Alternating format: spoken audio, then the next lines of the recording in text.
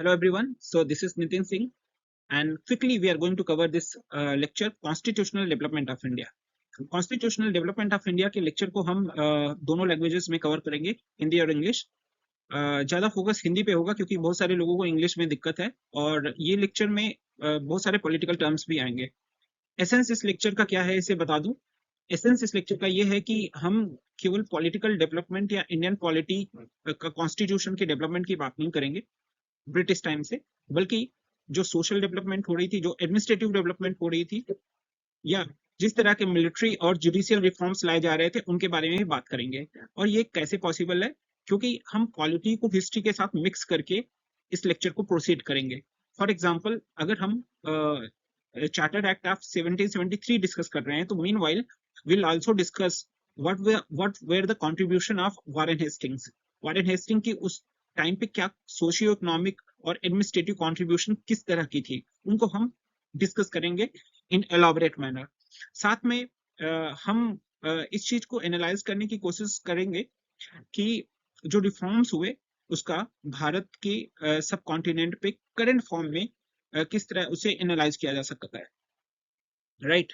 जिस तरह के आज हम देख सकते हैं कि चार्ल्स कॉर्नवालिस ने सिविल सर्विसेज इंट्रोड्यूस किया था इंडिया में। तो चार्ल्स कॉर्नवालिस का जो एडमिनिस्ट्रेटिव रिफॉर्म था, आज के टाइम पे इंडियन ब्यूरोक्रेसी है, आईएएस का एग्जाम है जिसका एग्जाम हम देते हैं, राइट। तो ये सब चीजें हम डिस्कस करेंगे। तो quickly we just move to first slide of our lecture, regulating act. और साथ में हम इसका बैकग्राउंड डिस्कस करेंगे। Regulating act of 1773। Regulating act of 1773 का मतलब ये है कि ब्रिटिश के पास टेरिटोरियल पोजीशन इंडिया में हो गई थी with their win in battle of Plassey and battle of Buxar, right. अब बैटल ऑफ प्लासी और बैटल ऑफ बक्सर में उनके पास टेरिटोरियल पोजीशन आ जाती है। साथ में 1770s का वो टाइम था जब ब्रिटिश के पास 3 इंपॉर्टेंट प्रेसिडेंसीज थी इंडिया की, बंगाल प्रेसिडेंसी, बॉम्बे प्रेसिडेंसी और मद्रास प्रेसिडेंसी। अब ये प्रेसिडेंसीज ब्रिटिश के पास आई कैसे, उसके बारे में थोड़ा सा डिस्कस कर लेते हैं। ये प्रेसिडेंसी ब्रिटिश के पास, फॉर एग्जांपल हम लेते हैं बॉम्बे प्रेसिडेंसी। तो बॉम्बे प्रेसिडेंसी तो ब्रिटिश को एज अ डाउरी मिली थी, क्योंकि जो ब्रिटिश किंग थे चार्ल्स III, उन्होंने शादी की थी पोर्तुगीज प्रिंसेस से 1660 में, तो उन्हें as a dowry Bombay presidency मिल गई थी। अब मद्रास प्रेसिडेंसी ब्रिटिश को कैसे मिली? ब्रिटिश ने 1638 में मद्रास में एक ट्रेडिंग सेटलमेंट बनाई। धीरे धीरे मद्रास के नेटिव रूलर्स के साथ मिलकर उन्होंने अपना टेरिटोरियल एम्बिशन को सार्थक किया, अपने टेरिटोरियल एम्बिशन को उन्होंने अचीव किया। किस तरीके से अचीव किया ये हम समझ सकते हैं। जब 1750s का टाइम था, जिस टाइम पे ब्रिटिश लड़ाई कर रही थी फ्रेंच ईस्ट इंडिया कंपनी से, राइट, और ब्रिटिश अलाइन कर रही थी वहां के जो नेटिव रूलर्स थे उनके साथ मिलकर फ्रेंच ईस्ट इंडिया कंपनी के साथ लड़ाई कर रही थी। कर्नाटिक वॉर्स होते हैं, कर्नाटिक वॉर्स में 3 वॉर्स होते हैं, राइट।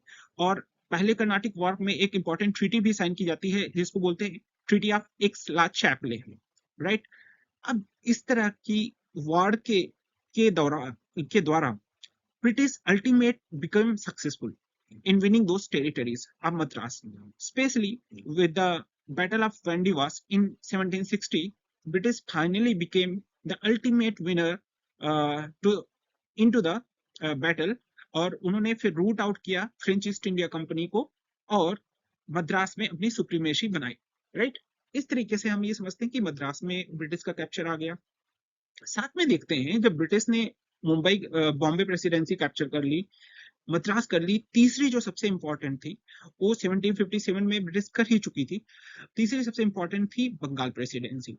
बंगाल प्रेसिडेंसी जहां पे सिराजुद्दौला था। सिराजुद्दौला चाहता था कि ब्रिटिश सब्जेक्ट्स, ब्रिटिश मर्चेंट्स भी उतना ही टैक्स नवाब को पे करें जितना इंडियन मर्चेंट्स पे करते हैं।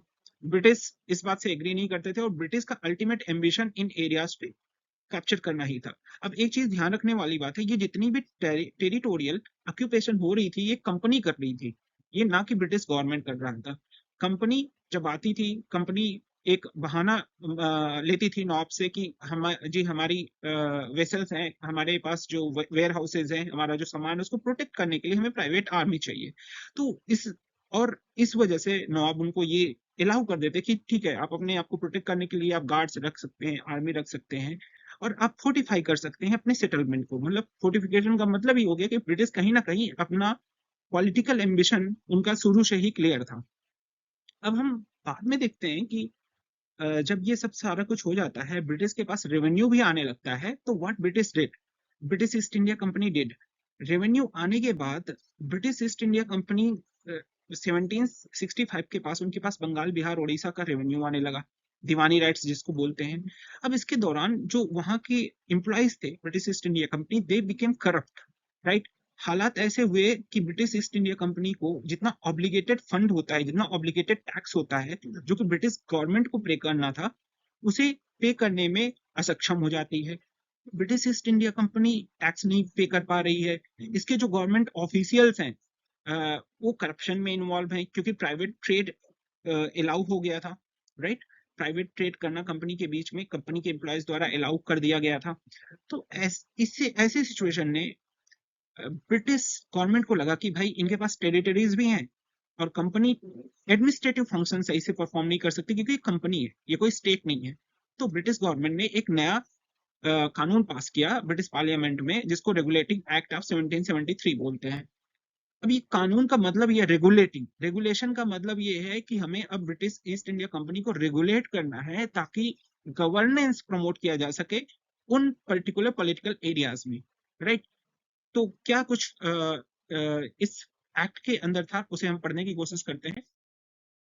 ओके, अब यहाँ पे हम देख सकते हैं ये लॉर्ड नॉर्थ है। Lord North was the prime minister of British, prime minister of Great Britain at the time, और इसका लॉन्ग टाइटल था an act for establishing certain regulation for the better management of the affairs of the East India Company as well as in India and in Europe. British East India Company के affairs को regulate करने के लिए ये act लाया गया था। Frederick north ने इसको इंट्रोड्यूस किया था, लॉर्ड नॉर्थ ने, और इसको असेंट मिला था 10 जून 1773 में। ठीक है, बैकग्राउंड बैकग्राउंड में देखिए, जो ब्रिटिश ईस्ट इंडिया कंपनी थी, इसका जो मेजर ट्रेडिंग था वो टी में था।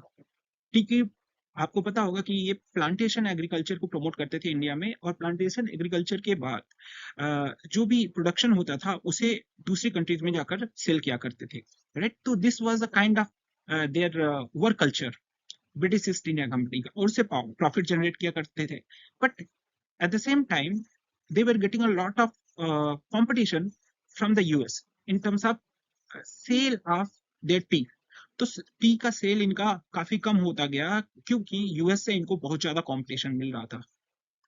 अब इसका रिजल्टेंट ये था, इनके रेवेन्यूज कम होते गए, इनका प्रॉफिट कम होता गया, इनका प्रॉफिट कम होता गया, साथ में रैम्पेंट करप्शन था कंपनी के अंदर, राइट।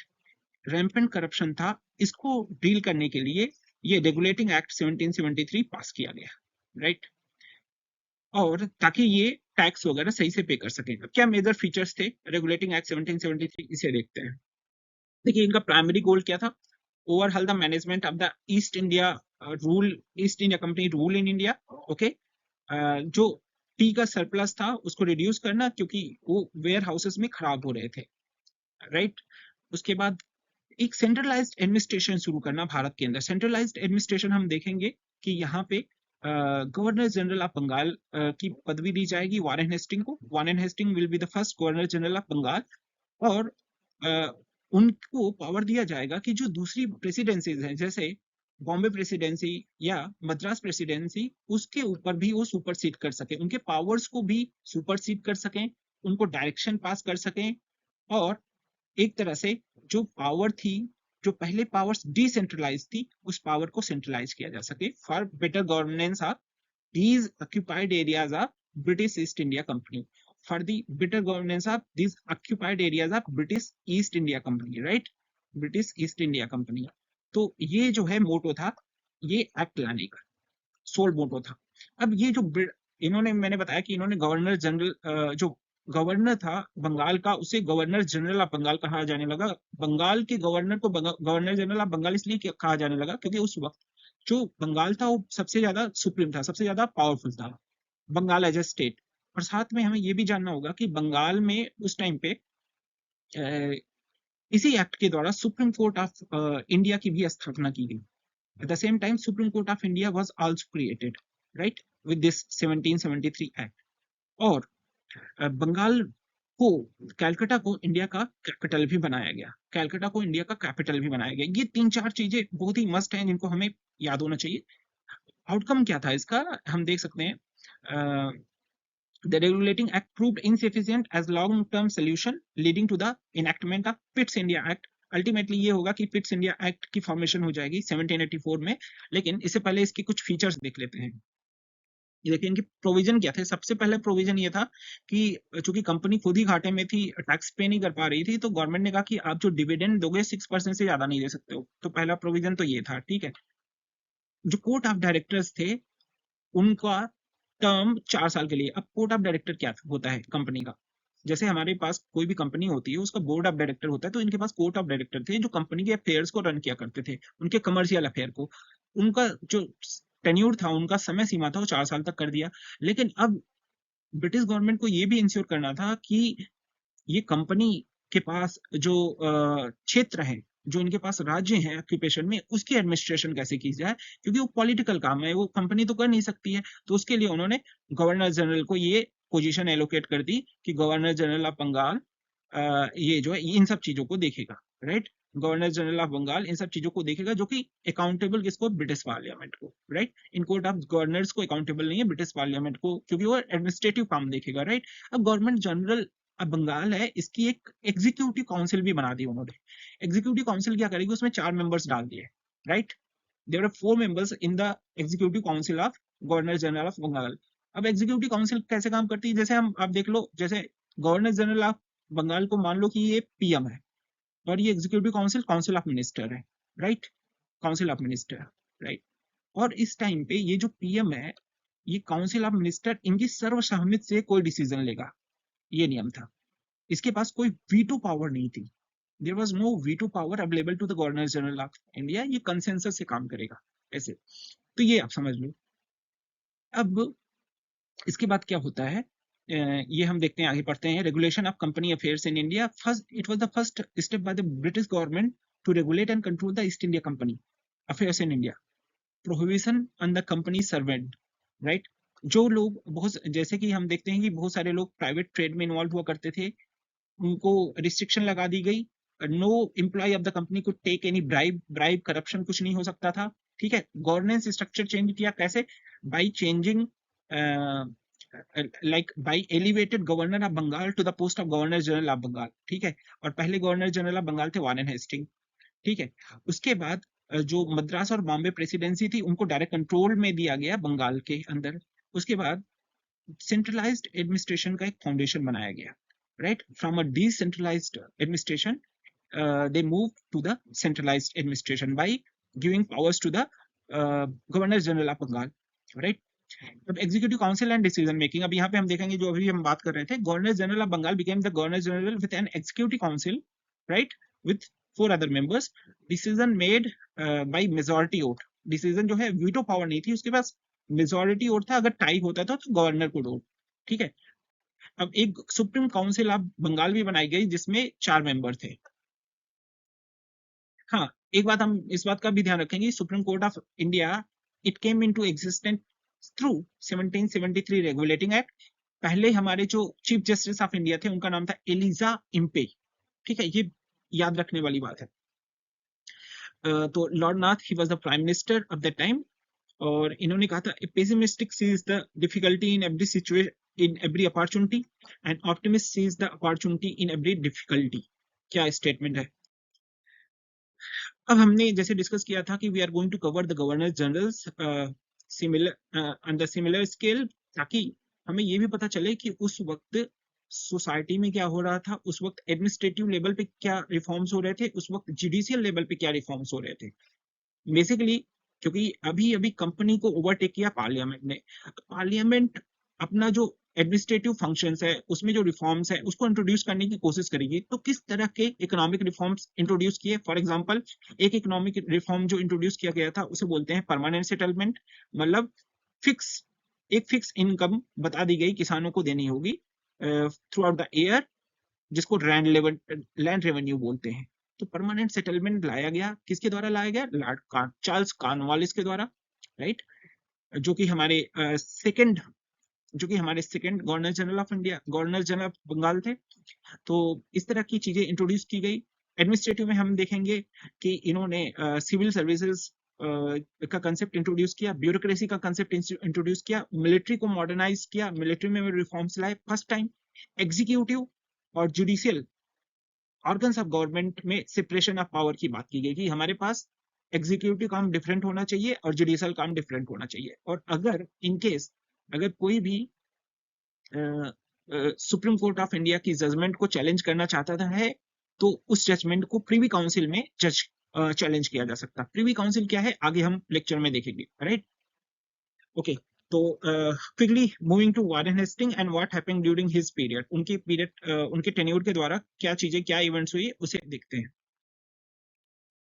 वारेन हेस्टिंग का जो टाइम पीरियड था ये था 1773, अक्टूबर 1773 से 8 फरवरी 1785। ये जो टाइम पीरियड है बहुत इंपॉर्टेंट है, खास करके प्रीलिम्स के लिए। मेजर इवेंट क्या हुआ था? एक तो रेगुलेटिंग एक्ट था 1773 का, दूसरा रोहिल्ला वार हुआ था। रोहिल्ला एक जगह थी जहां पे ब्रिटिश ने इंटरवीन किया था, वहां पे सक्सेशन के लिए, मतलब गद्दी की लड़ाई चल रही थी, सक्सेशन की लड़ाई चल रही थी, जहां पे ब्रिटिश ने अननेसेसरली इन्होंने इंटरवीन किया with the generalship of obviously Warren Hasting, और इन्होंने रोहिल्ला को कैप्चर कर लिया, राइट। और ये वो इवेंट था जिसकी वजह से आगे इनकी जवाबदेही होगी ब्रिटिश पार्लियामेंट के सामने, और इनके ऊपर इम्पीचमेंट के चार्जेस लगेंगे, राइट। वारेन हेस्टिंग के ऊपर इम्पीचमेंट के चार्जेस लगेंगे, लेकिन इन्हें सभी दोषों से मुक्त कर दिया जाएगा, दोष मुक्त कर दिया जाएगा। He will be exonerated of all the charges. तो और आप देख सकते हैं 1774 में सुप्रीम कोर्ट ऑफ इंडिया बना था। Elijah Impey was the first chief justice of India. Supreme council बनी थी। फर्स्ट एंग्लो मराठा वॉर हुई थी जो 1775 से 1782 में हुई थी, जिसमें बैटल ऑफ वडगांव बहुत ही फेमस हुआ था। बैटल ऑफ वडगांव, ठीक है, वडगांव लिख देता हूं मैं, लिखना थोड़ा सा डिफिकल्ट है लेकिन I just try. Wadgaon, battle of Wadgaon हुआ था, और साथ में यहाँ पे एक ट्रीटी साइन की गई थी जिसको 1782 में, जिसको ट्रीटी ऑफ सालबाई बोलते हैं। ये सारे इवेंट्स बहुत इंपॉर्टेंट है। एक मदरसा, कलकत्ता मदरसा भी फॉर्म किया गया था। जेम्स अगस्टस ने बंगाल गजट लिखा था 1780 में। सेकंड एंग्लो मैसूर वॉर हुआ था जो टीपू सुल्तान और ब्रिटिश के बीच में हुआ था। एशियाटिक सोसाइटी ऑफ बंगाल की फॉर्मेशन भी इसी टाइम पे हुई थी 1784 में। पिट्स इंडिया एक्ट 1784 ये भी आया था। और कलेक्टर की post, as I said, bureaucracy, ठीक है। इम्पीचमेंट, ओके, इनकी इम्पीचमेंट जैसे मैंने डिस्कस किया रोहिल्ला वार की वजह से हुई थी। इसका प्रोसेस तब स्टार्ट हुआ था जब when he went back to the Britain. Land settlement में experimentation, he ended the pensions given to the Mughal emperor Shah Alam II। ये बहुत इंपॉर्टेंट है। तो डुअल सिस्टम ऑफ गवर्नेंस का खत्म किया इन्होंने, और दस्तक सिस्टम खत्म किया जो प्राइवेट ट्रेड अलाउड था कंपनी के मर्चेंट्स को, वो खत्म किया गया। और English translation of Bhagavad Gita by Charles Wilkins. Okay, Pitt's India act, quickly watching what was Pitt's India act, और पिट्स इंडिया एक्ट की जरूरत क्यों थी।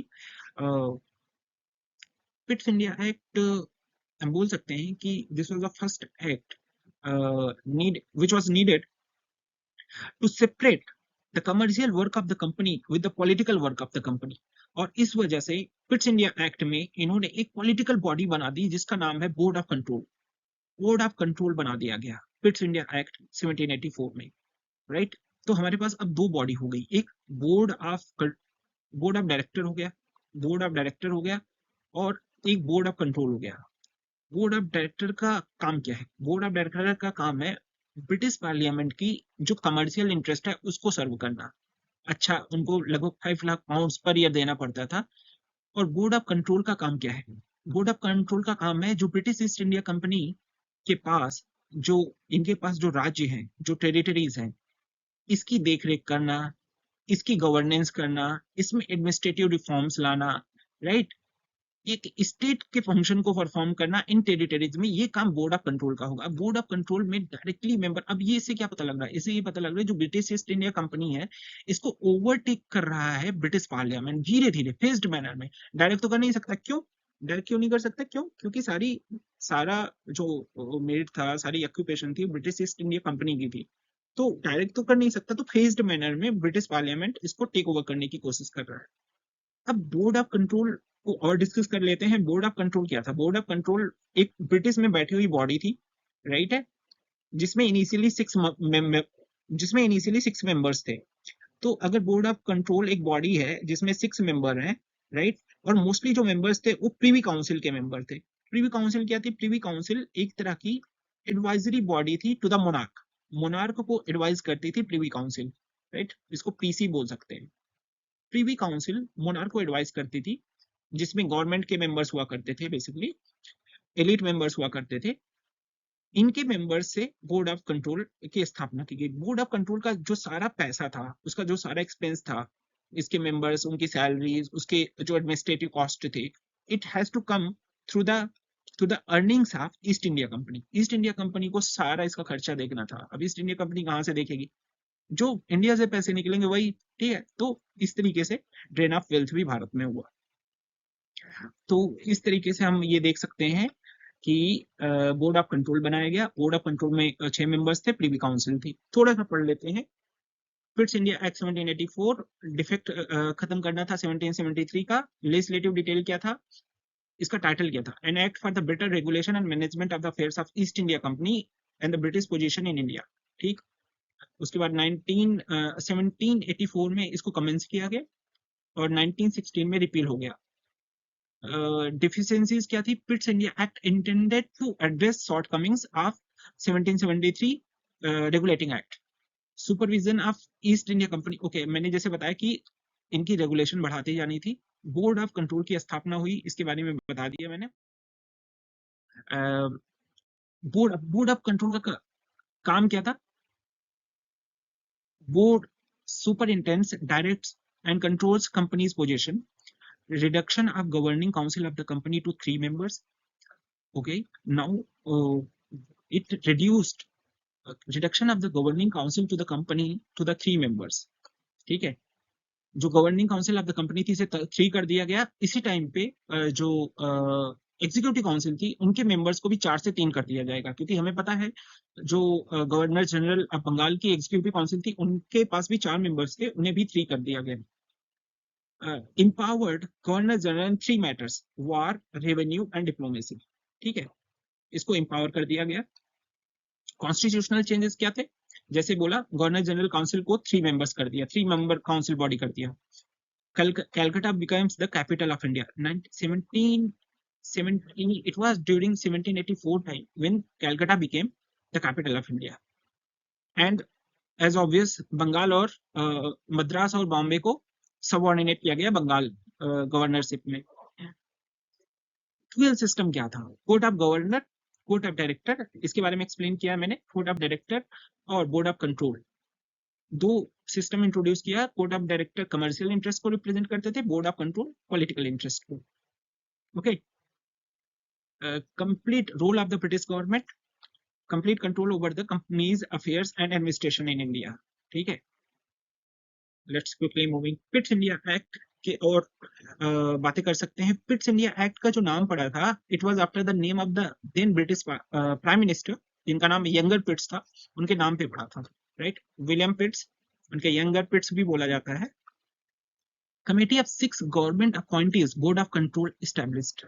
ठीक है, बोर्ड ऑफ कंट्रोल में 6 मेंबर थे, इसके बारे में डिस्कस किया, रिफॉर्म लाने के लिए किया गया था। सो ये सारी चीजें हैं पिट्स इंडिया एक्ट की। Quickly moving to the next very important, governor general of Bengal Charles Cornwallis, और उनके द्वारा किए गए रिफॉर्म्स को समझते हैं।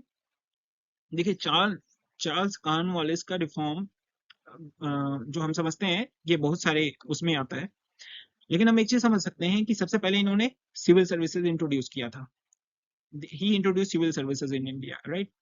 Civil services in India, first thing. दूसरी चीज, he was the first person to ever talk about मतलब इंडिया में फिर इन्होंने जो एडमिनिस्ट्रेटिव रिफॉर्म्स किए उसमें इन्होंने बात की कि judicial wing of the government should be separate from the executive wing. Judicial wing of the government should be separate from executive wing. Judiciary को एग्जीक्यूटिव से अलग करने की बात की। मिलिट्री रिफॉर्म्स किए इन्होंने, ठीक है। रेवेन्यू रिफॉर्म्स किए इन्होंने, क्योंकि इन्होंने permanent settlement first time introduce किया था। परमानेंट सेटलमेंट इन्होंने फर्स्ट टाइम इंट्रोड्यूस किया था, राइट। परमानेंट सेटलमेंट कि मतलब लैंड रेवेन्यू फिक्स कर दिया था किसानों को जो देना है। तो इस तरह के इन्होंने बहुत सारे रिफॉर्म्स किए चार्ल्स कॉर्नवालिस ने, राइट। और एडमिनिस्ट्रेटिव रिफॉर्म्स किए। देखते हैं, he establish lower courts and appellate courts, right. इन्होंने जैसे मैंने बोला जुडिशियल रिफॉर्म्स किए और जुडिशियल और एग्जीक्यूटिव बॉडी को सेपरेट करने की कोशिश की। थर्ड एंग्लो मैसूर वॉर 1790 से 1792 के बीच में हुआ था और I think treaty of Srirangapatnam भी साइन की गई थी। तो ये जो है थर्ड एंग्लो मैसूर वॉर भी इनके टाइम पे हुआ था। एक संस्कृत विद्यालय जिसकी स्थापना जोनाथन डंकन ने की थी, वो भी इनकी गवर्नरशिप के दौरान ही हुआ था। परमानेंट सेटलमेंट इन्होंने इंट्रोड्यूस किया था बंगाल में 1793 में। और he introduce the Cornwallis code. Cornwallis code अगर कोई पूछे तो इसका मतलब ये था कि जो इन्होंने एडमिनिस्ट्रेटिव रिफॉर्म्स परस्यू किए थे, मिलिट्री रिफॉर्म्स परस्यू किए थे, उसी को हम कॉर्नवालिस कोड भी बोलते हैं। He introduce the civil services in India. Okay, quickly moving to our next slide, and this slide says East India Company Act 1793, Charter Act 1793 भी बोला जाता है। अब मेजर प्रोविजंस क्या थे इसकी, उसे समझते हैं। ओके, ग्रेट ब्रिटेन ने इनैक्ट किया था renew charter of the British India company. अब इसमें समझने की कोशिश है, दो चीजें हैं। एक तो जो ईस्ट इंडिया कंपनी एक्ट 1793 है, अभी इसने क्या किया, इसने जो ईस्ट इंडिया कंपनी है इसकी ट्रेड मोनोपोली को 20 इयर्स के लिए एक्सटेंड कर दिया। इसका मतलब समझेंगे, इसका मतलब ये है कि जो ब्रिटिश ईस्ट इंडिया कंपनी थी, ब्रिटिश ईस्ट इंडिया कंपनी एक ट्रेडिंग कंपनी थी। ट्रेडिंग कंपनी कैसे, मतलब वो यहाँ से इंडिया से कोई सामान खरीदती थी और बाहर जाकर दूसरे मार्केट्स में बेचती थी, ठीक है। बाहर जाकर उसको सेल करती थी, राइट। अब बाहर जाकर सेल करती थी, उससे मुनाफा जनरेट करती थी और गवर्नमेंट को पैसे देती थी, राइट। स्पेशली इनका ट्रेड जो है बहुत प्रॉफिटेबल था टी के टर्म्स में। ये टी का ट्रेड करते थे, इंडिया में इन्होंने प्लांटेशन वगैरह कर रखी थी और ये टी का ट्रेड करते थे। और इनके पास ये मोनोपोली थी कि ये पूरे ईस्ट में और इंडिया में ट्रेड कर सकते थे, कोई दूसरी कंपनी ट्रेड नहीं कर सकती थी। इनके पास ये मोनोपोली थी, कोई दूसरी कंपनी वाज नॉट अलाउड। अगर कोई दूसरी ब्रिटिश कंपनी ये चाहे कि हम ट्रेड कर लें, वो नहीं कर सकती थी। तो ये मोनोपोली थी, ये मोनोपोली को एक्सटेंड किया ब्रिटिश पार्लियामेंट में 20 इयर्स के लिए। लेकिन ये देखिए, यहाँ पे एक चीज समझने वाली बात है, ये वही पीरियड है जिस टाइम पे इंडस्ट्रियल रेवोल्यूशन ग्रेट ब्रिटेन में जाएगा। इंडस्ट्रियल रेवोल्यूशन, अब इंडस्ट्रियल रेवोल्यूशन की वजह से वहां पे एक नई क्लास इमर्ज करेगी, मैन्युफैक्चरिंग क्लास जिसे बोलेंगे। और बाद में मैन्युफैक्चरिंग क्लास क्या करना चाहेगी, मैन्युफैक्चरिंग अपनी जो फिनिश्ड गुड्स है उसके लिए मार्केट ढूंढेगी। और मार्केट उसे कहाँ मिलेगा, ईस्ट में मिलेगा, इंडिया में मिलेगा। इसलिए जो मैन्युफैक्चरिंग क्लास है वो क्या करेगी, वो इनकी मोनोपोली को खत्म करवाएगी। मोनोपोली सब्सिक्वेंट एक्ट में देखेंगे इनकी मोनोपोली खत्म कर दी जाएगी, accept in trade of T, opium and trade with China, right. And धीरे धीरे इनकी मोनोपोली को कंप्लीटली खत्म कर दिया जाएगा, वो हम सब्सिक्वेंट एक्ट्स में देखेंगे। तो अब हम देखते हैं 20 इयर्स की फर्दर। अब ये देखिए, ट्रेड मोनोपोली इनको दी गई 20 इयर्स के लिए। जो भ्रूण हत्या थी, इन्फेंटिसाइड, उसको बैन किया गया। ये इंपॉर्टेंट पॉइंट है कि किस एक्ट के द्वारा इन्फेंटिसाइड को बैन किया गया था।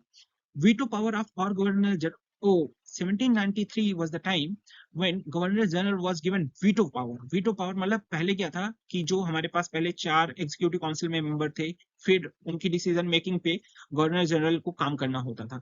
उसके बाद 3 हुए, उसके बाद 1793 मतलब ये जो है 1773 में 4 थे, 1784 में 3 थे, 1793 में ये जो मेंबर्स थे, राइट, ये इंक्रीज हो जाएंगे, इनकी एक्सपेंशन होगी, राइट। इनमें सुप्रीम जो चीफ कमांडर है, चीफ आर्मी कमांडर है बंगाल प्रेसिडेंसी के, मद्रास प्रेसिडेंसी के, बॉम्बे प्रेसिडेंसी के, इनको भी इन्वॉल्व किया जाएगा गवर्नर जनरल की काउंसिल में। लेकिन जो एक्चुअल पावर होगी वो गवर्नर जनरल को दे दी जाएगी क्योंकि उसके पास वीटो पावर आ जाएगा। Now governor general has the veto power 1793 के एक्ट के द्वारा। पहले गवर्नर जनरल सुपरसीड नहीं कर सकता था एग्जीक्यूटिव काउंसिल को, अभी गवर्नर जनरल सुपरसीड कर सकता है। ठीक, तो ये बहुत इंपॉर्टेंट लैंडमार्क डिसीजन था and it further led to the centralisation, it further led to the direct control right of all the affairs. अब veto power of the governor general, okay, अब यहाँ देखते हैं increase power of the governor general, appointment of a vice president, एक vice president की स्थापना भी की गई ताकि अगर गवर्नर जनरल नहीं है तो उसका काम परफॉर्म कर सके। Board of control, board of control में जैसे मैंने बताया composition change with the president and 2 junior members, not necessarily members of the privy council. Okay, पहले क्या था, बोर्ड ऑफ कंट्रोल में जो 6 मेंबर थे उनकी कंपोजिशन को 3 कर दिया गया, एक प्रेसिडेंट और 2 जूनियर मेंबर्स, और जरूरी नहीं है कि ये प्रीवी काउंसिल के मेंबर हो। प्रीवी काउंसिल जैसे हमने डिस्कस किया कि they were the advisers to the monarch right, एक इंपॉर्टेंट बॉडी थी। और किसी तरह की जो अपीलेट जुरिस्डिक्शन थी, मतलब अगर सुप्रीम कोर्ट ऑफ इंडिया का कोई डिसीजन आता है और उससे कोई भी सब्जेक्ट कंफर्म नहीं करता है तो उसका अपील केवल प्रीवी काउंसिल में किया जा सकता था। जो हाईएस्ट कोर्ट ऑफ अपील थी वो प्रीवी काउंसिल थी। Governance and authority, governor general granted extensive power over Madras and Bombay, ठीक है, authority to overrule his council जैसे मैंने बोला, and acquisition of sovereignty on behalf of crown. Financial aspect में इन्होंने, चूंकि अभी कंपनी थोड़ी सी बेटर पोजीशन में थी तो डिविडेंड देना इनको 10% अलाउ कर दिया। expenses of staff, salary and board of control charges to the company as I discussed, and almost इनको 5 लाख ब्रिटिश पाउंड्स देने पड़ते थे ब्रिटेन को, राइट। और senior officers were not allowed to leave India without permission, अगर छोड़ते हैं तो उन्हें रिजाइन करना पड़ता है। Okay, now we see John Shore. John Shore बहुत इंपॉर्टेंट गवर्नर जनरल थे। John Shore he took the office just after the finish of Anglo-Mysore War, और हम जैसे देख सकते हैं he was a son of Thomas Shore, east India Company के employ थे एंड हैरो स्कूल में इनकी एजुकेशन हुई थी। he was born in London and ये इंडिया में एज अ राइटर आए थे, उसके बाद इन्होंने डिफरेंट पोस्ट पे काम किया इंडिया में, एंड उसके बाद इन्होंने he resigned in 1789 due to the differences with the Governor General Hastings on financial matters. He was because he was serving as a president to a key political post, right? He was serving as a president to a key political post. तो उन्होंने ये जो है resign कर दिया और फिर बाद में इन्होंने गवर्नर जनरलशिप ली। अब ये देखिए थोड़ा सा बहुत छोटा है, but I try to explain it. he was appointed as a supreme, he was appointed to the president of Supreme Council of Bengal in 1787. इन्होंने जो रिफॉर्म्स चार्ल्स कॉर्नवालिस ने इंट्रोड्यूस किए थे, जो भी एडमिनिस्ट्रेटिव, उसको फर्दर अप करने की कोशिश की, उसको बढ़ाने की कोशिश की, ठीक है। एंड जैसे आप देख सकते हैं contributed to the 10 yearly settlement of revenues and permanent settlement, right. He was appointed as a Governor General of India in 1792 and he governed from 1793 to 1798. Created, इनको एक टाइटल मिला जिसको बोलते हैं बैरन टेनमाउथ। बैरन टेनमाउथ का टाइटल भी मिला, right. Later he return to England in 1798 and he was also a Governor General who was appointed to the Board of Control. ये हमें याद रखने की बात है। जॉन सोर was also appointed to the Board of Control there in Great Britain, and he was a philanthropist and first president of the British and Foreign Bible Society. He was the first president of British and Foreign Bible Society, ठीक है। इनकी भी controversy हुई, इन्हें भी examine किया before the house of common, right. इनके ऊपर भी चार्जेस लगे थे and he was elected president of the Royal Society of Literature, ठीक है। इनकी लिटरेरी कंट्रीब्यूशन ये थी कि he was the friend of Sir William Jones and he succeeded Sir William Jones, जिन्होंने एशियाटिक सोसाइटी ऑफ बंगाल की फॉर्मेशन की थी। उसके एशियाटिक सोसाइटी ऑफ बंगाल के सेकंड प्रेसिडेंट के रूप में इन्होंने रोल लिया, ठीक है। he published memoirs of the life. It was written by him in 1804. Okay, now quickly coming to the last act, last important act, the Charter Act 1813. Charter Act 1813 बहुत ही important है। इसका सबसे पहले हम ये देख लेते हैं चार्टर एक्ट ऑफ 1813। इसने सबसे इंपॉर्टेंट प्रोविजन क्या डाला? हमने पहले देखा था 1793 के एक्ट में 20 ईयर की मोनोपोली दी गई थी ब्रिटिश ईस्ट इंडिया कंपनी को। 20 year of monopoly was given to British East India Company, मतलब ट्रेड करने की मोनोपोली। इस मोनोपोली को खत्म कर दिया गया 1813 के चार्टर एक्ट के द्वारा। अब British East India Company east और भारत में ट्रेड कर सकती थी, लेकिन दूसरी कंपनीज भी ट्रेड कर सकती थी। इनकी मोनोपोली लिमिट कर दी गई केवल टी के ट्रेड में, right? It was limited to the trade of tea, right? Also it was limited to the trade of opium. It was limited to the trade of opium, and it was limited to the trade with China, right? जो इनकी जो east और India के साथ east और India के साथ इनकी जो मोनोपोली थी उसे कंप्लीटली खत्म कर दिया गया। ये हुआ। साथ में एक इंपॉर्टेंट प्रोविजन 1813 के एक्ट में ये भी हुआ, क्योंकि British wanted some promotion of English language. British wanted promotion of education in India, so that they could appoint Indians at the clerical level post. They could appoint Indians at the clerical level post. हमें समझने की जरूरत है कि भारत में administrative reforms इतने सारे कर दिए, लेकिन उस पर काम कौन करेगा? उनको जो क्लर्क लेवल पे काम चाहिए, उसके लिए इंग्लिश एजुकेशन मस्ट है। अब इंग्लिश एजुकेशन के लिए ब्रिटिश एजुकेशन पे पैसा खर्च करेगी, तो ब्रिटिश गवर्नमेंट ने, ब्रिटिश पार्लियामेंट ने 1 लाख रुपया खर्च करने की, 1 लाख रुपया पर ईयर खर्च करने की घोषणा की through 1813 charter act, right? Per year 1 lakh rupees per year. Okay, अब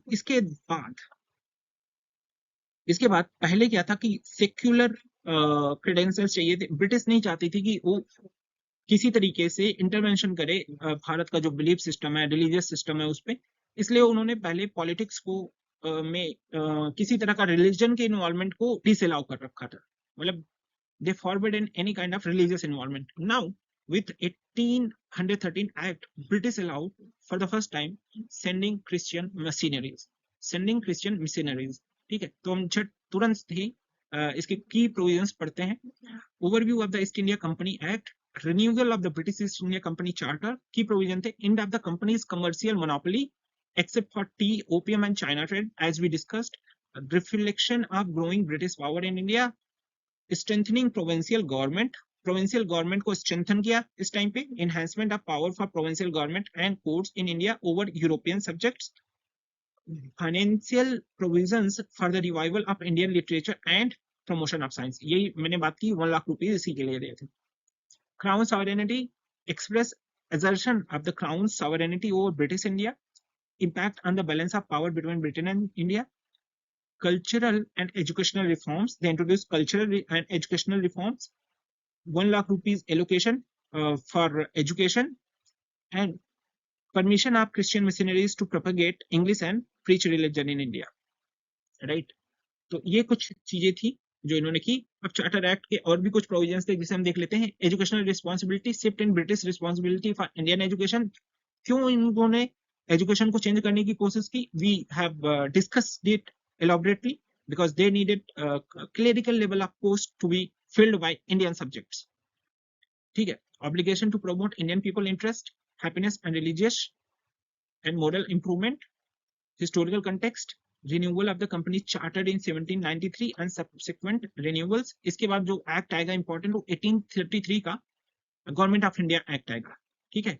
और गवर्नमेंट ऑफ इंडिया एक्ट इसे इसलिए बोला जाएगा कि 1833 एक्ट के द्वारा ही जो गवर्नर जनरल ऑफ बंगाल था, राइट? 1833 एक्ट बहुत ही इंपॉर्टेंट एक्ट है, क्योंकि इसके द्वारा ही जो गवर्नर जनरल ऑफ बंगाल था उसको गवर्नर जनरल ऑफ इंडिया कहा जाने लगा। मतलब now the governor general of Bengal will be known as governor general of India, ठीक है? ये बहुत इंपॉर्टेंट चीज है, राइट? लैंडमार्क। और first governor general of India will be lord William Bentinck, ठीक है? तो इस टाइम पे बहुत सारी चीजें होंगी। First law member will be introduced, Lord Impey. And Indian law member will be SP Sinha. तो हम जो है ये सारी चीजें डिस्कस करेंगे आगे के लेक्चर में। And so I hope you guys enjoyed this lecture, and stay tuned and just keep watching my lectures. I'm Nitin Singh. I'm from Scotland, and I'm making these lecture videos so as to help those preparing for prelims 2024, and I hope it really helps you. अगर help करता है तो please comment section में जाकर mention करिए, और channel को subscribe करिए, सपोर्ट करिए, ताकि एक मोरल सपोर्ट मिले और भी ऐसे लेक्चर वीडियोस बनाने। धन्यवाद। Best of luck.